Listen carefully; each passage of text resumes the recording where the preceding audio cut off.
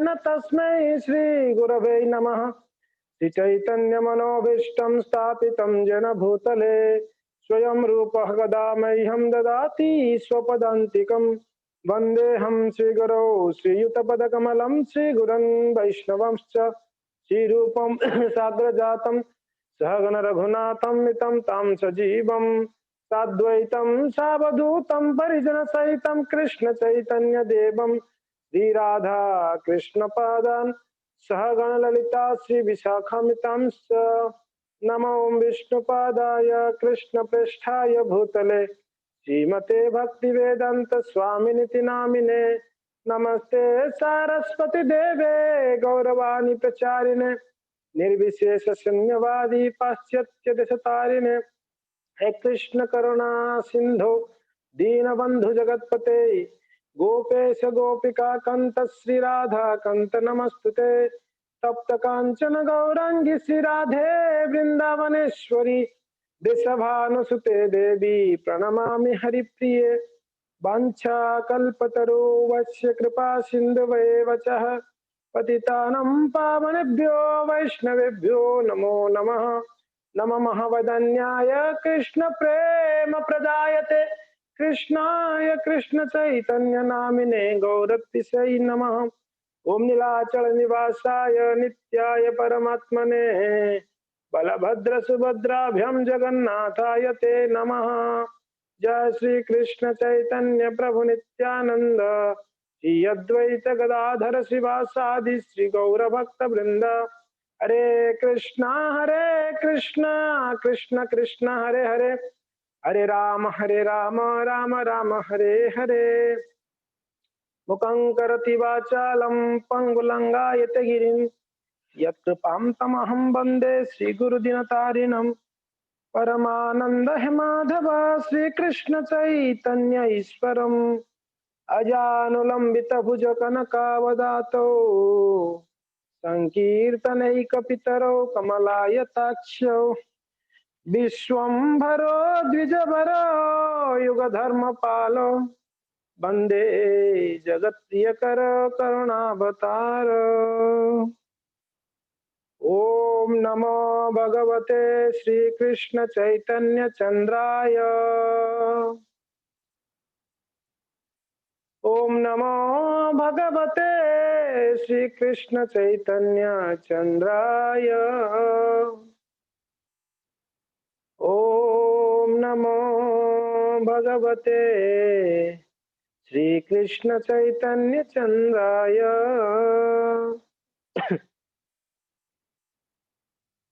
हरे कृष्णा। तो स्वागत है सभी भक्तों को। सुबह की हमारा जो नित्यम भागवत सेवया श्रील प्रभुपाद जी का आशीर्वाद जो नियम है, आशीर्वाद के रूप में नियम या नियम के रूप में आशीर्वाद कि रोजाना भागवत को हम श्रवण कर पा रहे हैं, अध्ययन कर पा रहे हैं। तो वैसे हम सोमवार को चैतन्य चरितामृत को चर्चा करते हैं और बाकी दिवस जो है श्रीमद् भागवतम का चर्चा होती है। तो हम चैतन्य चरितामृत चर्चा कर रहे थे अंतलीला की दूसरा अध्याय जिसका शीर्षक है, उस चैप्टर का शीर्षक है छोटा हरिदास को दंड। और हमने चर्चा किया कि महाप्रभु का एक परम भक्त थे। इस चैप्टर में महाप्रभु का उनकी भक्तों के ऊपर किस प्रकार का कृपा है, कैसे कृपा करते हैं, या ये सोच सकते हो महाप्रभु उनकी भक्तों को अगर कोई गलती करता है कोई कमी है तो किस प्रकार से उनको दंड देकर भी उनको कृपा करते हैं। कभी कभी ऐसे होते हैं गुरु वर्ग, वो क्या करते हैं, कुछ गलती होती है तो दंड देते हैं, मगर वो दंड से उनको भक्ति को बचा लेते हैं, उसका भक्ति बचा लेते हैं। मान लीजिए हम कोई पाप कार्य करते हैं या करने के लिए प्रयत्न करते हैं या इच्छुक है या कर लिया है, तो गुरु वर्ग वैष्णव वर्ग क्या करते हैं, हमको ताड़ कर डांट कर हम उनको सिखाते हैं ऐसा नहीं करना चाहिए। कोई बच्चा अगर गलती करता है तो माँ उसको दो झापड़ मजाती है, ऐसा क्यों किया, लेकिन मगर बच्चा को अच्छा नहीं लगता है, क्यों मारी माँ मुझे? मगर माँ का वो जो डाँट या जो मार है, वो बच्चा के लिए है बहुत बड़ा आशीर्वाद के रूप है कि नहीं? इस बात को भक्तों को समझना चाहिए, जब कोई वरिष्ठ वैष्णव या वैष्णवगण या गुरु वर्ग हमको कभी कुछ बात के लिए मना करते हैं, डाँटते हैं, तो ये उनका कृपा है एक प्रकार से। हमको नीचे हमको हमारा पतन से उन हमको बचाते हैं। तो ख़ैर ये चैप्टर में हमको पूरा चैप्टर में ऐसे लगेगा कि छोटा हरिदास का कोई गलती नहीं था। अभी हम देखेंगे, छोटा हरिदास का कोई भी गलती नहीं था, फिर भी महाप्रभु ने उनको इतना बड़ा दंड दिया।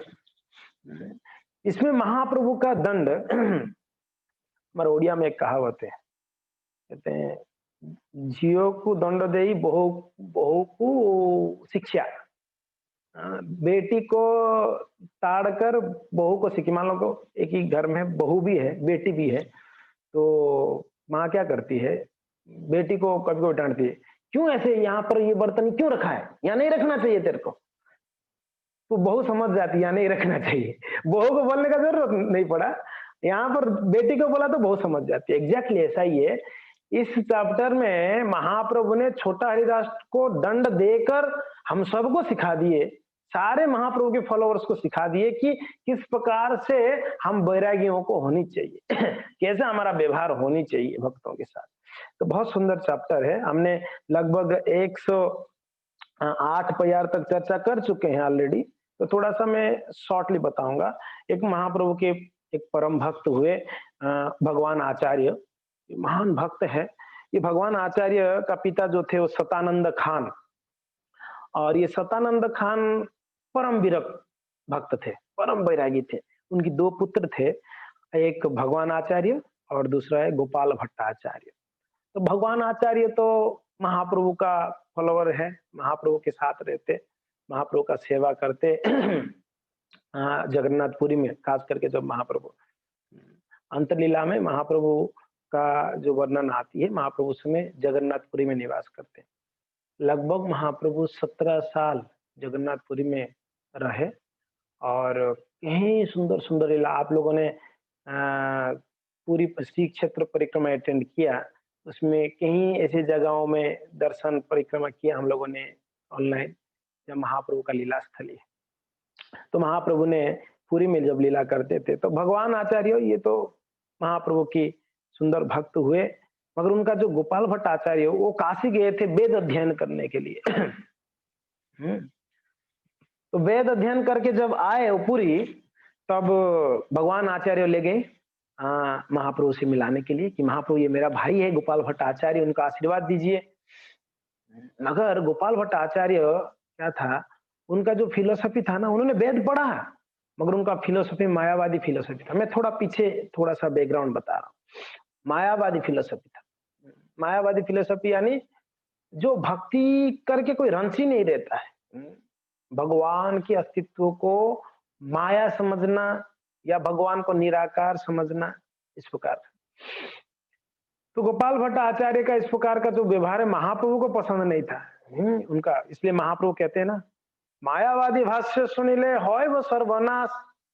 अगर मायावादी का भाष्य सुनेंगे तो हमें सर्वनाश हो जाएगा।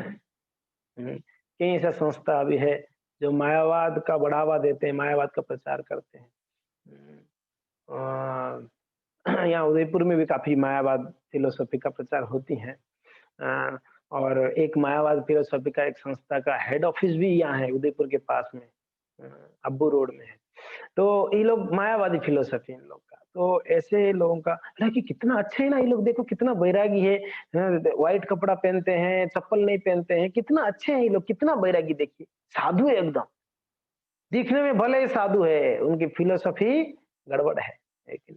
जो भी है, यहाँ पर गोपाल भट्टाचार्य जो थे भगवान आचार्य का भाई, उनका जो फिलोसफी था वो महाप्रभु को नहीं पसंद आया, तो महाप्रभु ने उनको इग्नोर किए, क्योंकि महाप्रभु जानते थे ये फिलोसफी खतरनाक है। तो ये बात को भगवान आचार्य समझ गए, वैष्णव और भगवान को पसंद नहीं है, तो इसके लिए भगवान आचार्य गोपाल भट्ट आचार्य उनके भाई होने पर भी उनको बोले कि देखो गोपाल, आप क्या करो, आप वापस काशी चले जाओ, यहाँ मत रहो। क्यों? अंदरूनी ये इच्छा था कि यहाँ महाप्रभु प्रसन्न नहीं, इसलिए आप चले जाओ। तो गोपाल भट्टाचार्य वहाँ से चले गए थे। तो इस प्रकार हम लास्ट क्लास में चर्चा किए थे चैतन्य चरितामृत का। तो अब आगे की जो प्यार है हम उसको चर्चा करेंगे। अ, चैतन्य चरितामृत अंतलीला सेकंड चैप्टर 103।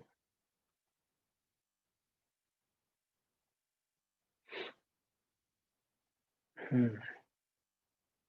तो एक दिन महाप्रभु को निमंत्रण किए प्रसाद के लिए ये भगवान आचार्य अपने घर पे। तो महाप्रभु के लिए बहुत सुंदर-सुंदर व्यंजन आदि बनाए। बहुत सुंदर-सुंदर व्यंजन था, व्यंजन यानी सब्जियाँ, साग, दाल, स्वीट्स जो भी है, इतने सारा। मगर उनके पास अच्छा क्वालिटी का राइस नहीं था। नॉर्मली हमारे ओडिशा, बंगाल में ना वो बॉइल्ड राइस खाते हैं। आप लोग ब्राउन राइस कहते हैं, हम बॉइल्ड राइस अब आप लोग बॉइल्ड राइस खाएँ हैं? वो थोड़ा हाँ, हेवी होता है, थोड़ा हार्ड होता है। तो नॉर्मली ऐसे खाते हैं। तो भगवान आचार्य के पास मीन्स श्वेत राइस व्हाइट राइस या कह सकते हैं आप लोग बासमती राइस, ऐसा अच्छा राइस नहीं था। और भगवान को बुलाए तो अच्छा राइस होना चाहिए, है कि नहीं है? तो इसके लिए हम लोगों ने बॉइल्ड राइस भोग नहीं लगाते हैं वैष्णव, क्योंकि ना वो ऑलरेडी एक बार बॉइल्ड हुआ रहता है, इसके लिए भगवान को डबल बार कुकिंग कर रहा चीज़ भगवान को भोग नहीं लगाया जाता है। तो उन्होंने देखा कि अभी महाप्रभु के लिए सारा व्यंजन रेडी है मगर राइस नहीं है, अच्छा राइस। और वैसे महाप्रभु चपाती-वपाती नहीं खाते हैं, राइस राइस वाले हैं। हमारे गौरांग महाप्रभु, हमारे जगन्नाथ दोनों राइस वाले हैं। मगर हमारे कृष्ण ये चपाती वाले हैं।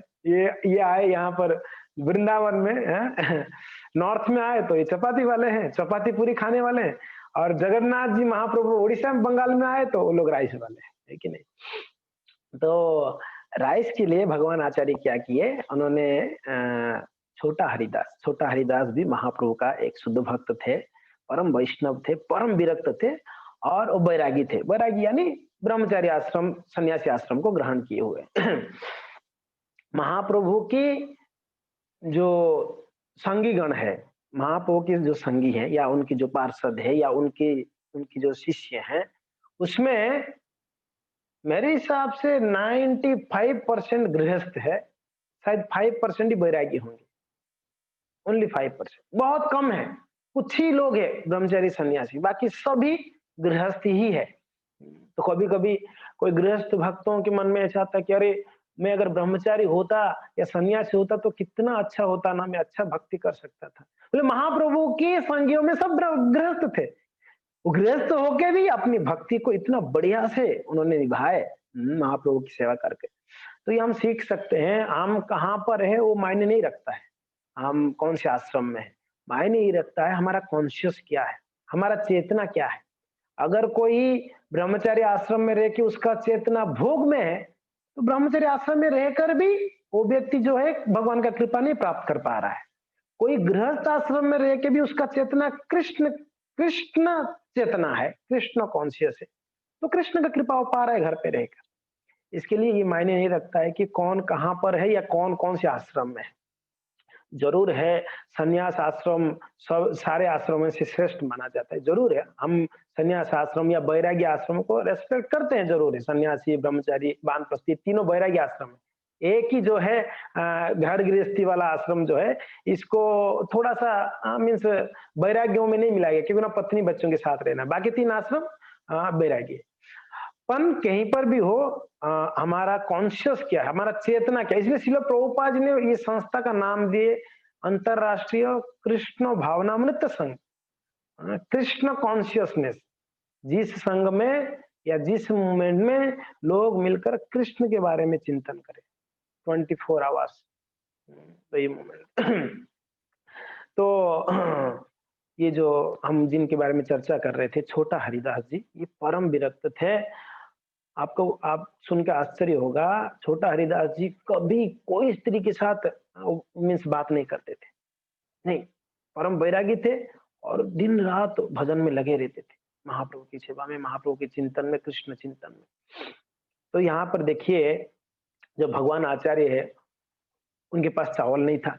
तो चावल के लिए उनको पता था कि सिखी माहिती का एक बहन है जिनका नाम माधवी देवी है, उनके पास चावल होगा। हम्म, वो स्त्री शरीर है उनका, है कि नहीं? महाप्रभु कभी स्त्री को स्त्री नहीं बोलते थे, महाप्रभु प्रकृति बोलते थे, प्रकृति। हम्म, यहाँ पर आएगा प्रकृति संभाषण।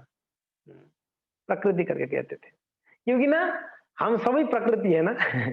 ना इसमें कोई स्त्री है ना कोई पुरुष है, कभी कभी हम सोचते मैं पुरुष हूँ, कोई एकदम स्त्री हूँ, नहीं। मीराबाई जी जब वृंदावन पधारे थे तो वहां पर उनको सुनाई पड़ा कि वहाँ यहाँ पर बहुत बड़े एक महात्मा रहते हैं, सनातन गोस्वामी। बड़े भगवान के शुद्ध भक्त है।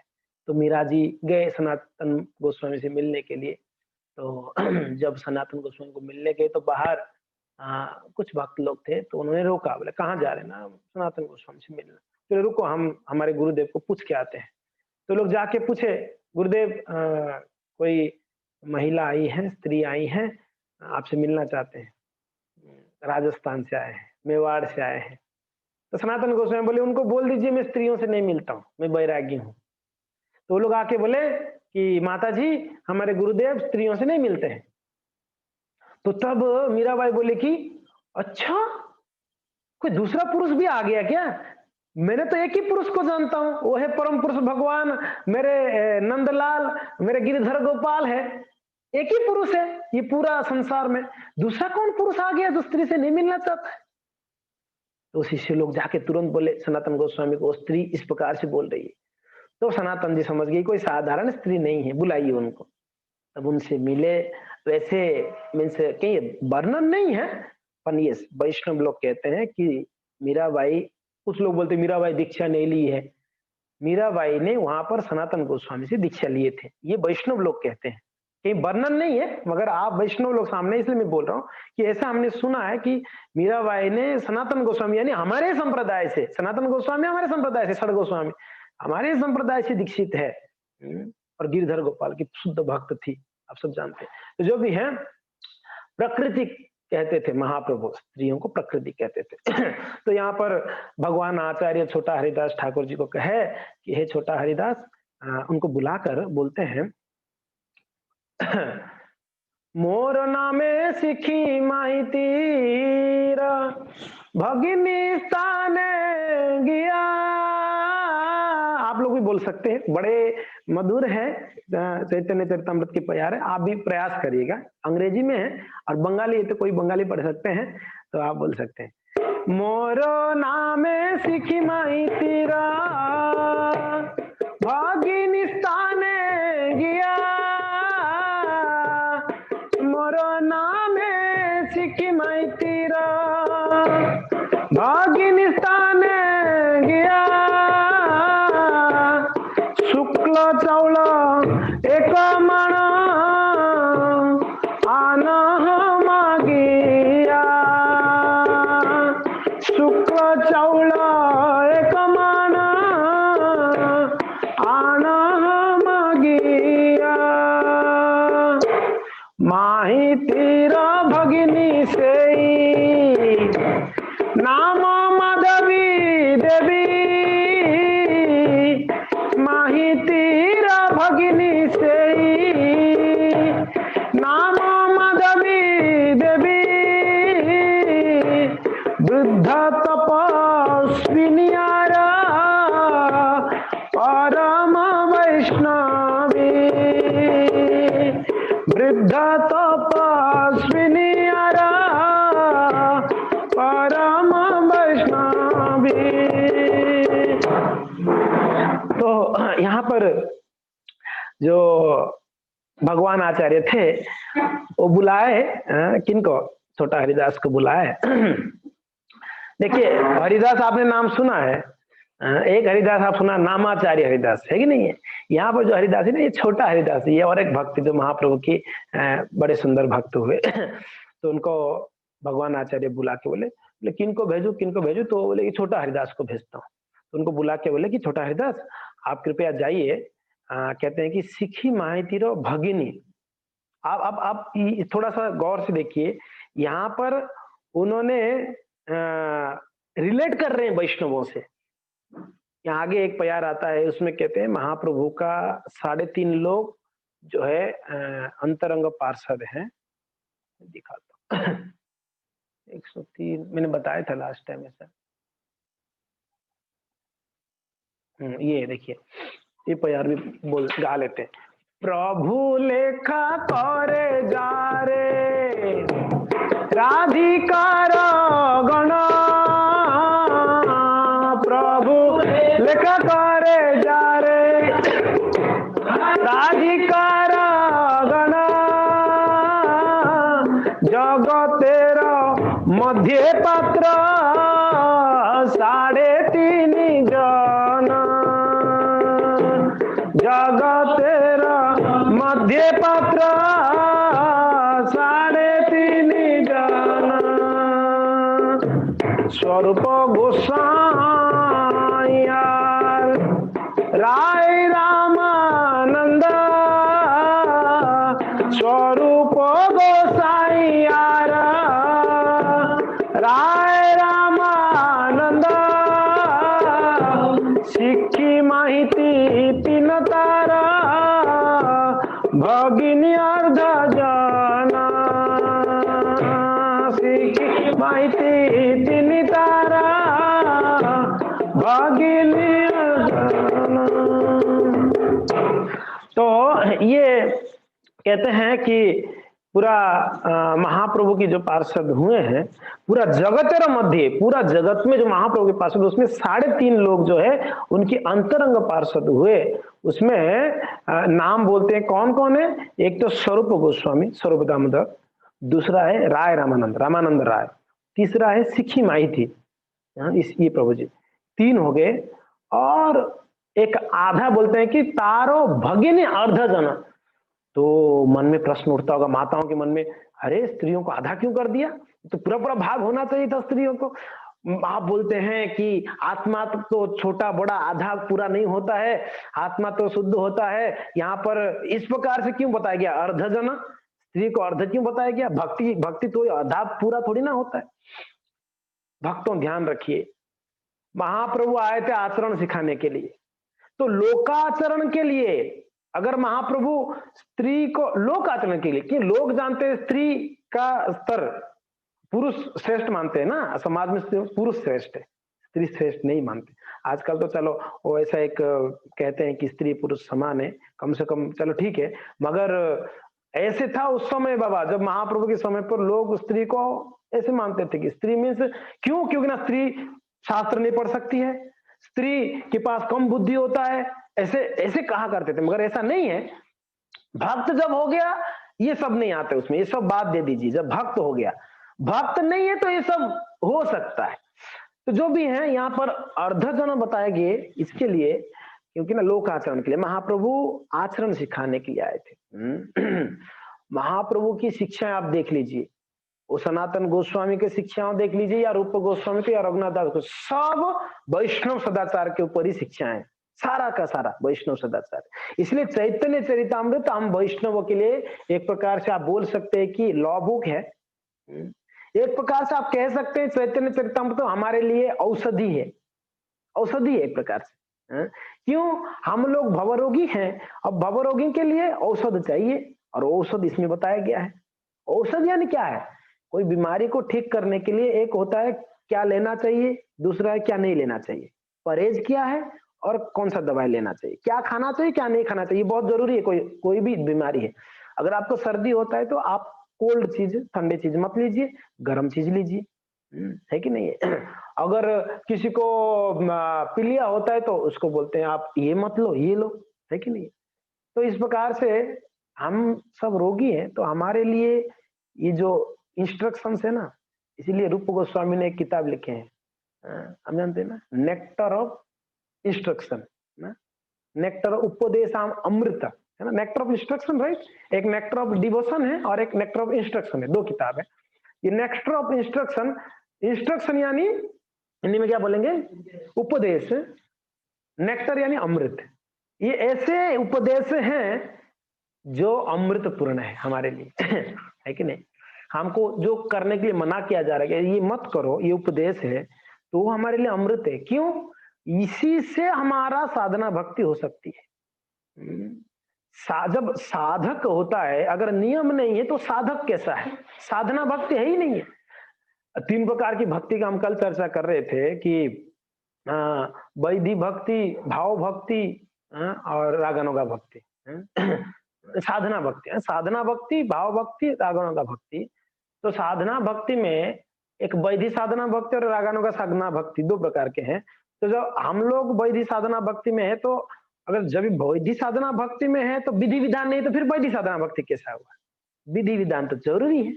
अगर आप बोलते नहीं मैं तो भाव भक्त का हूँ, मुझे विधि नहीं चाहिए, तो चलेगा। अगर हम लोग भाव भक्त है तो अलग बात है, मगर हम कौन सी स्तर पर हमको समझना चाहिए, हम वैधि साधना हमारे लिए ये जो इंस्ट्रक्शन है, गुरु वैष्णव का इंस्ट्रक्शन, शास्त्र का इंस्ट्रक्शन, खास करके मैं ये कह रहा था चैतन्य चरितामृत में जो महाप्रभु ने इंस्ट्रक्शंस दिए हैं, ये हमारे लिए अमृत की बराबर है।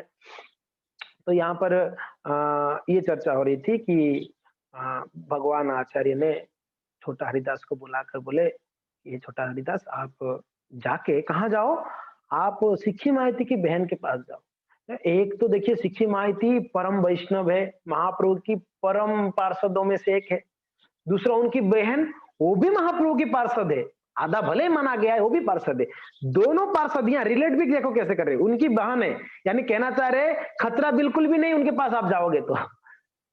बिल्कुल भी खतरा नहीं है, आप जा सकते हो, क्योंकि ना एक तो वो परम वैष्णव है उनकी भाई, और उनकी बहन भी परम वैष्णवी है, दोनों महाप्रभु के पास भी, इसलिए कोई दिक्कत नहीं, आप जाइए। क्यों क्यों ऐसे बोल रहे हैं? क्योंकि ना हो सकता है छोटा हरदास बोले कि नहीं मैं ब्रह्मचारी हूँ, माताओं से नहीं बात करता, मैं नहीं जाऊंगा। बोले कि अरे बाबा महाप्रभु की सेवा के लिए भेज रहा हूँ, और वो सामने वाला कौन है? वो महान भक्त है। और आगे यहाँ पर कृष्णदास कविराज गोस्वामी क्लियर क्या करते हैं पता है? कहते हैं, देखिए मैं उपहार लेता हूँ।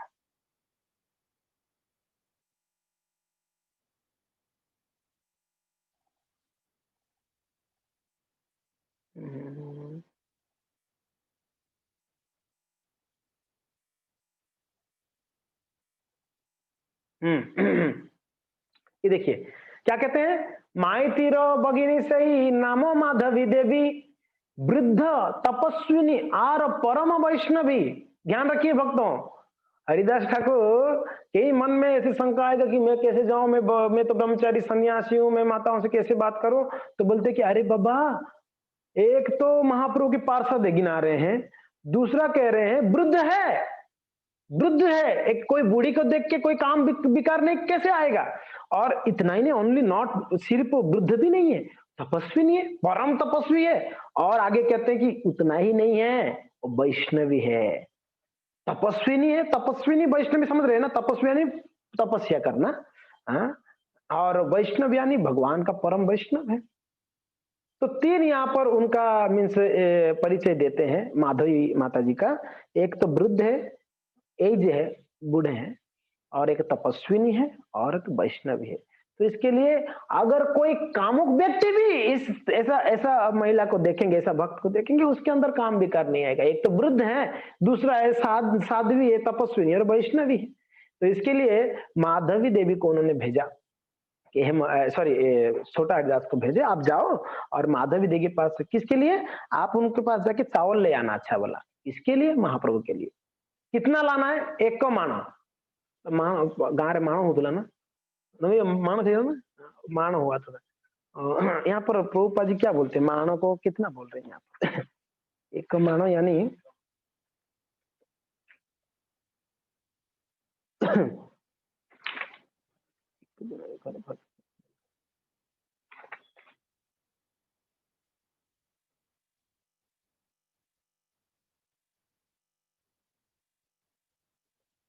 प्रभुपाद जी कहते हैं शुक्ल चावल को आपस चावल, दूसरे चावल सिद्ध विग्रह को नहीं, यहाँ पर नहीं बताया गया। हाँ लगभग 1 किलो, सॉरी, हाँ यहाँ प्रभुपाद जी ने यानी जो वर्ड टू वर्ड मीनिंग में लिखे हैं, 1 मानो यानी लगभग 1 किलो, 1 किलो चावल मंगाए। तो उनको बोले कि आप जाके 1 माणा या 1 किलो चावल लेके आना। तो छोटा हरिदास वहां गए, आगे का अंपायर देख लेते हैं।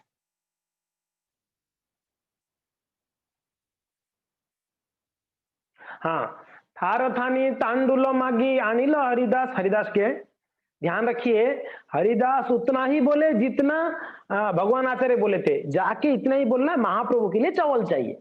और हरिदास में छोटा हरिदास गए, माधवी देवी के पास जाके गए, बोले कि एक माण चावल चाहिए महाप्रभु के लिए।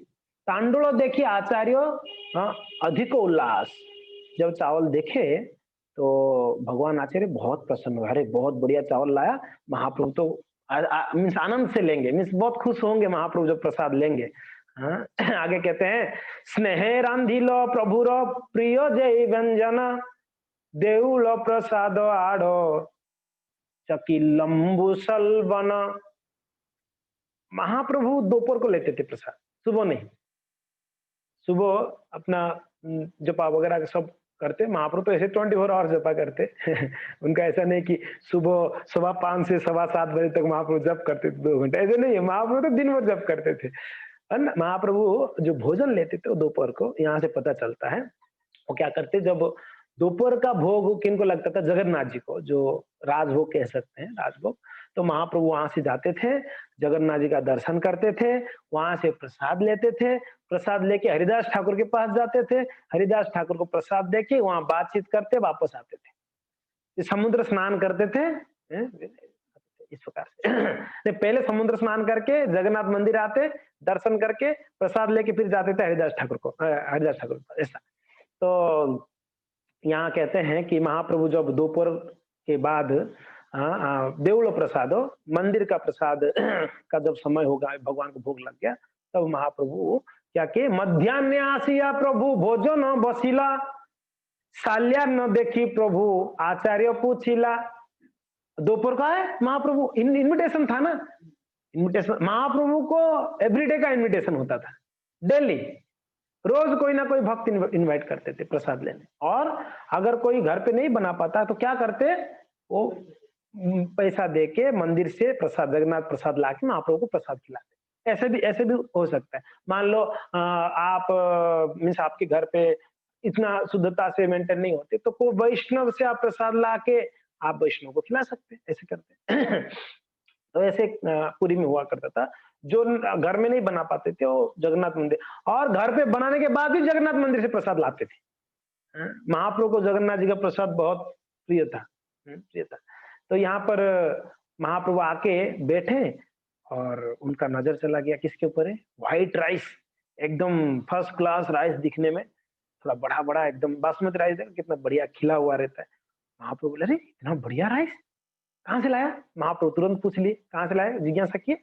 साल्यान्न देखी प्रभु आचार्य पूछिला, भगवान आचार्य बोले, अरे भगवान आचार्य उत्तम अर्ण एतो तांडुल कहाँ ते पाइलो, आचार्य कहे माधवी पास मागिया नीलो।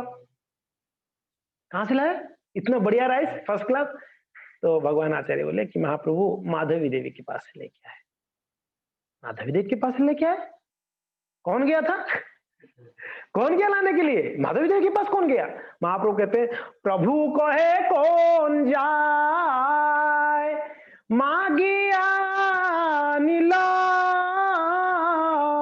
प्रभु कहे कौन जाए मागिया नीलो, छोटा हरि दासेर नम आचार्य कहिला, छोटा हरि दासेर नम आचार्य कहिला। आगे का भी प्यार ले लेते हैं। अर्न प्रशंसिया प्रभु भोजन करिया, अर्न प्रशंसिया प्रभु भोजन करिला, निज घरे निज गृहे आसी गोविंदेर आज्ञा दिला, निज गृहे आसी गोविंद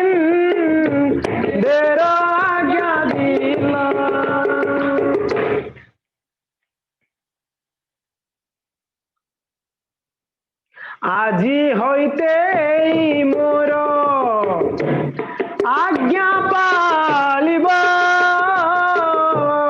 আজি হইতে মোর आज्ञा पालिब छोटा हरि दासैया आसीते ना दीब छोटा हरि दासैया आसीते ना तो अभी श्री चैतन्य महाप्रभु जब भोजन के लिए बैठे तो उन्होंने पूछा, अरे इतना बढ़िया चावल कहाँ से लेके आए? बोले माधवी देवी के पास लेके। अच्छा, कौन लेके आया? छोटा हरिदास लेके आया। तो महाप्रभु सुने, राइस बढ़िया है, बहुत अच्छा प्रसाद है। प्रसाद को बढ़िया से महाप्रभु लिए, प्रसाद लेके चले गए अपना गृह। महाप्रभु का गृह यानी गंभीरा। महाप्रभु रहते थे गंभीरा में, है कि नहीं? काशी मिश्र का घर था ना गंभीरा, तो काशी मिश्र का घर गंभीरा में। गंभीरा जाने के बाद गोविंद को बुलाए, महाप्रभु का पर्सनल सर्वेंट को। ले गोविंद सुनो, आज से ना ये छोटा हरिदास को बिल्कुल यहाँ ये द्वार तक भी मत आने देना, नहीं मिलना चाहता हूँ आज। कितना नाराजगी देखो। वहां कुछ नहीं बोले महाप्रभु, वहां भोजन लिए, बोले बहुत अच्छा प्रसाद है, कुछ भी नहीं बोले छोटा हरिदास के बारे में, कुछ नहीं बोले। हम होते तो कितना हंगामा करते, अच्छा हो गया था क्या, ऐसा है क्या, डिंडरा मारते। वहां पर उधर कुछ भी नहीं बोले, चुपचाप आए गंभीर माँ के, बोले कि छोटा हरिदास को कल से मत ले ना। आज ही है ते मोर आज्ञा पालिब, मेरा ये आज्ञा है कि छोटा हरिदास यार आशी तो ना दे, यही इधर आने ने मत देना छोटा हरिदास को।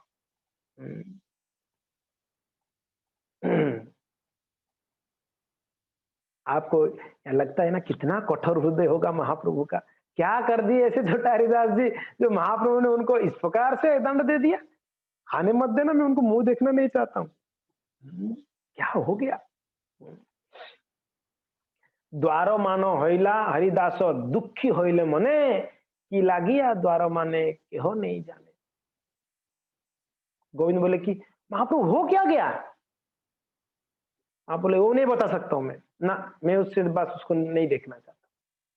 महाप्रभु से ज्यादा ना पूछे, महाप्रभु से ज्यादा कौन पूछेंगे? परम ईश्वर स्वतंत्र ईश्वर है, तो जानते हैं महाप्रभु स्वतंत्र ईश्वर है, तो उनकी इच्छा, उनका जो इच्छा है वही हमारा इच्छा है। महाप्रभु मना कर दिए, मीन्स गोविंद ज्यादा पूछे भी नहीं, वो बोल दिया आके, तुरंत आके स्वरूप दामोदर को बोल दिए, राय रामानंद को बोल दिए, और सिक्की माइती को भी बोल दिए, और छोटा हरिदास को पता चला महाप्रभु ने मना किया आने के लिए। बस छोटा हरिदास साहब बाप रे बाप इतना दुखी हो गए, महाप्रभु मिलेंगे नहीं मुझे। एक मुकुंद थे, मुकुंद ना, मुकुंद करके थे एक भक्त, उन्होंने क्या किया था मुझे एग्जैक्टली स्टोरी याद नहीं है। महाप्रभु ने उसको नहीं मिलना चाहता हूं, मैं नहीं देखना चाहता हूं। कितना जन्म के बाद महाप्रभु ने बोले 100 जन्मों तक मैं मुकुंद को नहीं देखना चाहता हूं। कितने जन्मों तक? 100 जन्मों तक नहीं देखना चाहता। मुकुंद को सब वैष्णव बोले महाप्रभु आपको नहीं देखना चाहते, नहीं मिलना चाहते 100 जन्मों तक। मुकुंद कूदने लगा, हरि बोल हरि बोल हरि बोल। तो बोले कि मुकुंद आप इतना खुश क्यों हो रहे हो? बोले कि गारंटेड है ना 100 जन्म के बाद मिलेंगे, यानी 100 जन्म के बाद महाप्रभु मिलने वाले हैं मुझे। हाँ देखो क्या प्रसन्नता है। हम लोग होते तो कितना निरुत्साहित हो जाते हैं ना, नहीं मिलेंगे 100 जन्मों तक। लेकिन बोले 100 जन्मों के बाद तो मिलेंगे ना, महाप्रभु का कृपा होगा ना। ये वैष्णवों को ये कहते हैं ना उत्साह निश्चय धैर्य, वैष्णवों के लिए बहुत बहुत जरूरी है। हमारा भक्ति में जितना उत्साह है ना, ये उत्साह हमेशा होनी चाहिए, मगर धैर्य नहीं होगा तो उत्साह बहुत जल्दी घट जाएगा। धैर्य बनाए रखो। 16 जप कर रहा हूं, आनंद नहीं आ रहा है, कोई बात नहीं, करते रहो करते रहो करते रहो, हृदय धीरे धीरे धीरे क्लीन हो रही है, चिंता मत करो। धैर्य बनाए रखो। मान लो उत्साह है, धैर्य है, निश्चय नहीं है पक्का, तो भी गड़बड़ा जाएगा। निश्चय, अगर निश्चय नहीं है, जप करो, श्रवण करो, सेवा करो, क्या करो, निश्चय तो करना पड़ेगा ना, क्या करना है, निश्चय भी चाहिए। इसलिए उत्साह निश्चय तो धैर्य तीनों चाहिए। निश्चय करो, उत्साह है, साथ में निश्चय, फिर धैर्य। तो मुकुंद का धैर्य देखो, उनका उत्साह देखो। 100 जन्म के बाद, अच्छा 100 जन्म के बाद कृपा होगी ठाकुर जी का। नलकुबर मणिग्रीव को नारद जी बोले भगवान आएंगे द्वापर में, आप दोनों को कृपा करेंगे। तो खुशी खुशी से वो लोग कहां चले गए? नंद बाबा के आंगन। और क्या शरीर दे दिए? वृक्ष का शरीर, वृक्ष का शरीर। प्रसन्नता क्या थी? वृक्ष का शरीर में होने पर भी। आप सोचो, कुबेर की पुत्र, इतना धनाढ़ परिवार से, इतना ऐश्वर्यपूर्ण परिवार से उन दोनों को वृक्ष बना दिया जाए। वर्षा शीत, हाँ है कि नहीं, और गर्मी को सहन करते हुए खड़े रहना है। वो दुख उनको नहीं सताया, वो दुख उनको ज्यादा दुख नहीं लगा। क्यों नहीं लगा? क्योंकि ना प्रसन्नता ये थी कि भगवान आके हमारा उद्धार करेंगे, भगवान मिलेंगे हमको। ये वैष्णवों का मूड होता है, ये वैष्णवों का चिंतन होती है। वो सबरी माता को मातंग ऋषि बोल दिए कि बेटी प्रभु रामचंद्र आएंगे आपको मिलने के लिए, प्रभु राम आएंगे, यहाँ आएंगे, आपको मिलने आएंगे। वो मैया रोज रोज रोज जब सुबह उठती, उसका काम एक ही है दिन भर। सुबह उठती, स्नान आदि करती, घर का लिपाई पुताई करती, जल लेके आती सरोवर से बढ़िया फर्स्ट क्लास, जाके फल लेके आती तोड़ के, और फूलों से सजाती पूरा घर से लेके पूरा दूर तक, फूलों का सजिया, फूलों का द्वार बनाती और अच्छे से घर को सजाती, अलग अलग फूलों से सजाती, बढ़िया से सजा के रखती रोज। हाँ, एवरी डे। वो कन्या जवान लड़की थी, जवान कन्या थी, रोज सजाती। शाम तक वेट करती, शायद अभी आएंगे मेरे प्रभु, अभी आएंगे, अभी आएंगे, अभी आएंगे। शाम हो गया, अंधेरा हो गया, रात हो गया, आए नहीं। कोई बात नहीं, शायद कल आएंगे मेरे प्रभु। कल सुबह उठ के वही उत्साह। ऐसा नहीं कि अरे आए नहीं, छोड़ो अभी, भगवान तो आते नहीं। और एक दिन नहीं भक्तों, कितना वृद्ध हो गई वो मैया, वो सबरी वृद्ध हो गई, फिर भी वो अपना प्रयास, अपना ये उत्साह को नहीं कम की थी, अपने प्रयास को नहीं छोड़ी थी। वो प्रयास रोज कर रही थी सुबह उठ के कि आएंगे मेरे प्रभु रामचंद्र आएंगे। और देखिए उनका विश्वास गुरु के प्रति कितना था। गुरुदेव बोले मीन्स आएंगे, नारद जी बोले मीन्स कृष्ण उद्धार करेंगे हमको, नलकुबर मणिग्रीव। तो ये है भक्तों का एक्चुअली मूड है। ठीक है, आज कृपा नहीं मिली, मिलेगा एक दिन, जरूर मिलेगा। भौतिक संसार में लोग कहते हैं ना हम होंगे कामयाब एक दिन। भौतिक संसार के लोगों में अगर ये उत्साह, हम एक दिन कामयाब होंगे, तो भक्तों के अंदर तो कितना उत्साह होना चाहिए। जरूर एक ना एक दिन मिले।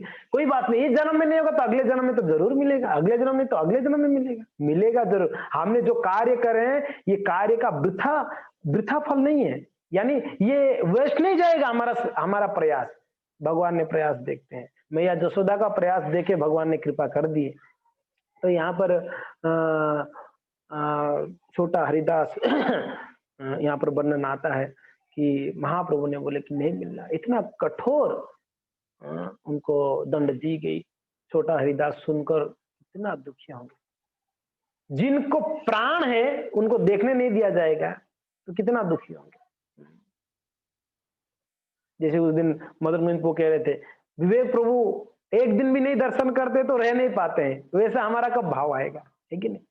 तो वैष्णव का एक दिन जगन्नाथ जी को नहीं देखना तो मैं तड़पते हैं कि आज भगवान का दर्शन ही नहीं हुआ, प्रभु जी दर्शन भेजिए ना, आज का दर्शन भेजिए ना। तो एक तड़प ना आ जाता है, आज दर्शन हुआ ही नहीं। तो ये वैष्णवों का ये भाव होता है।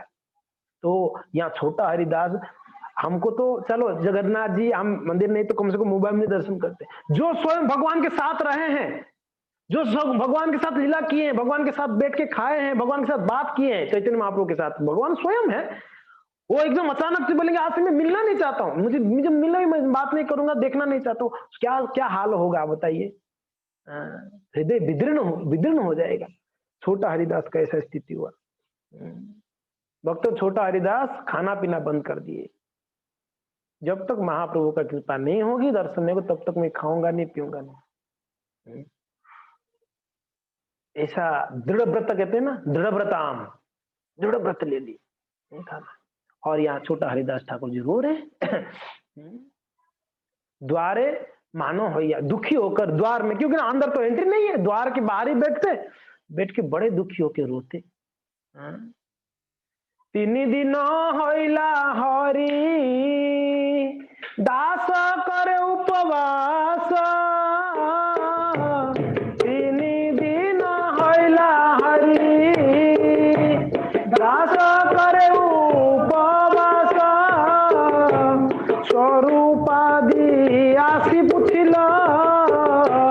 महाप्रभुर पास स्वरूपादि आसी पुछिला महाप्रभुर पास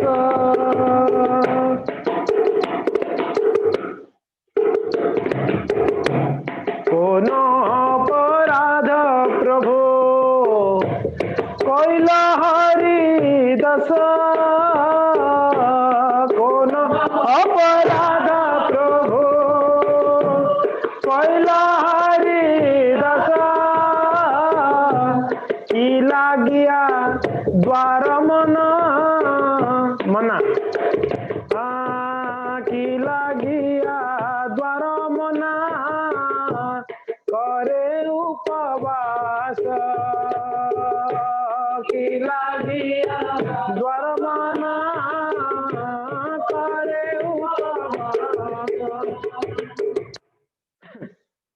तो ये बार 3 दिन से ना खाए ना पिए 3 दिन तक। तो ये देख रहे थे स्वरूप दामोदर आदि, बोले कि अरे ये तो कुछ खा नहीं रहा है पी नहीं रहा है बेचारा। तो बोले चलो महाप्रभु को पूछते हैं क्या हो गया। महाप्रभु के पास जाके बोलते हैं कि प्रभु क्या हुआ, ये हरिदास छोटा हरिदास को आपने क्यों मना किए, वो देखो 3 दिन से खाया नहीं पिया नहीं, बाहर रो रो के हालत खराब हो रही है, क्या हुआ, क्यों क्यों आपने उनको मना क्यों किया, कुछ तो कारण होगा। प्रभु कहे वैराग्य, हाँ प्रभु कहे वैरागी करे प्रकृति संभाषण, प्रभु कहे वैरागी करे प्रकृति संभाषण, देखिते ना पारो आमी ताहार बदन, देखिते ना पारो आमी ताहार बदन। महाप्रभु को सब भक्त आके पूछे, खास करके जो जो अंतरंग भक्त थे कि महाप्रभु क्या हुआ, आपने क्यों मना किए, वो तो खा नहीं रहा है पी नहीं रहा है 3 दिन से रो रहा है, तो क्या हुआ क्या। तब महाप्रभु कह रहे हैं कि बैरागी होकर प्रकृति संभाषण स्त्री के साथ बात करता है, मैं इसका मुंह भी नहीं देखना चाहता, मैं पसंद नहीं करता हूं ऐसे लोगों को। हमने कई बार बताया कि महाप्रभु 3 जन को कृपा नहीं करते हैं, महाप्रभु 3 जन को कृपा नहीं करते। सर्वप्रथम कपटी लोगों को, कपटता जिनके अंदर है उनको महाप्रभु का कृपा कभी नहीं हो सकती ना। बल्कि महाप्रभु तो कहते हैं क्या है, महावदान्याय अवतार होके भी अगर कृपा नहीं करेंगे ना, कपटियों को नहीं करेंगे, सरलता चाहिए। अभी इसी के परपट में प्रभुपाद जी क्या बोलते हैं, देखिए बहुत सुंदर बात कहते हैं, यहाँ देखिए नीचे कह रहे हैं, श्रील भक्ति सिद्धांत सरस्वती ठाकुर कमेंट्स दैट सरलता, सरलता के ऊपर बोलते हैं, और सिंप्लिसिटी, जिनको सिंप्लिसिटी कहते हैं, सरलता, भक्ति सिद्धांत सरस्वती ठाकुर कहते हैं simplicity is the first qualification of a Vaishnava. सरलता सबसे प्रथम जो है योग्यता, क्वालिफिकेशन योग्यता है वैष्णव का। कहते हैं ना सिंप्लिसिटी इज द वैष्णविज्म, सरलता ही वैष्णवता है। तो कहते हैं simplicity is the first qualification of a Vaishnav, whereas duplicity और cunning behavior is a great offense against the principle of devotional service. As one advances in Krishna consciousness, one must gradually become disgusted with material attachment and thus become more and more attached to the service of the Lord.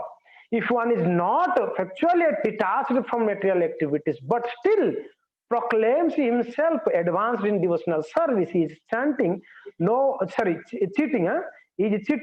No one will be happy to see such behavior. कपटतापूर्ण वैष्णवों को कोई मिलना नहीं चाहते, कोई देखना नहीं चाहते, कोई बात नहीं करना चाहते। अगर कपटता होगा, सरलता होगा, भजन नहीं कर पाता है, उससे साधना नहीं होती है, उससे श्रवण नहीं होती है, वो नियमों को पालन नहीं कर पाता है, मगर सरल है हृदय। सरल हृदय वाले को सब सब लोग पसंद करते हैं। कपट हृदय वाले को यहाँ महाप्रभु बोलते नहीं, स्त्री के साथ। तो यहाँ पर मना क्यों किए? हरिदास के मन में क्या, छोटा हरिदास के मन में कपटता थी? हो सकता है। ये है या नहीं है पता नहीं, वर्णन नहीं है। बस यही है, महाप्रभु को ये पूरा दुनिया को शिक्षा देना था। बैरागी होके, अभी बैरागी आप बोलोगे, बैरागी यानी ब्रह्मचारी सन्यासी, बान प्रसाद भी बोल रहे थे ना रे बाबा, जो भी महाप्रभु की संग, महाप्रभु के भक्त बैरागी है। महाप्रभुर भक्त गणेर वैराग्य प्रधान, महाप्रभुर भक्त गणेर वैराग्य प्रधान, जहाँ देखी प्रीत गौर भगवान, जहाँ देखी प्रीत गौर भगवान। तो महाप्रभु की जो भी भक्त है, हम लोग किनके भक्त है? कृष्ण के कि महाप्रभु के? बताइए। हम गौड़ भक्त है, गौड़ीय भक्त है, यानी हम महाप्रभु के भक्त हैं।